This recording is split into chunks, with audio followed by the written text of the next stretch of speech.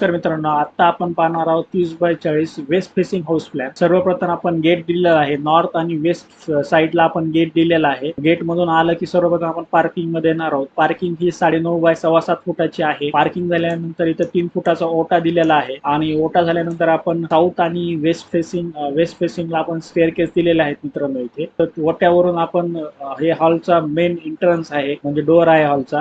Hall आपण दिलेला आहे 12/16चा हा हॉल आहे मित्रांनो. मोठा दिलेला आहे खूप. हॉल मधून आपण लॉबी मध्ये येणार आहोत. लॉबी ही 8.25 बाय अशी 8.25-9 फुटाची आहे. लॉबी झाली की मित्रांनो आपण WC मध्ये येणार आहोत. WC दिलेले आहे 4/3.25चा आणि बाथरूम दिलेला आहे 7/4चं बाथरूम दिलेलं आहे मित्रांनो. आणि लॉबी मध्ये आपण वॉश बेसिन पण दिलेला आहे. हे इथं वॉश बेसिन लागणार आहे मित्रांनो. वॉश बेसिन झालं तर हे मास्टर बेड आहे.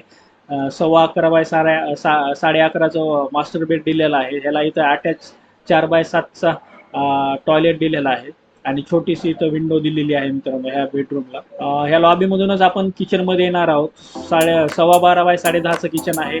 किचनच्या साईडलाच वॉश एरिया आहे भांडे वगैरे धुण्यासाठी.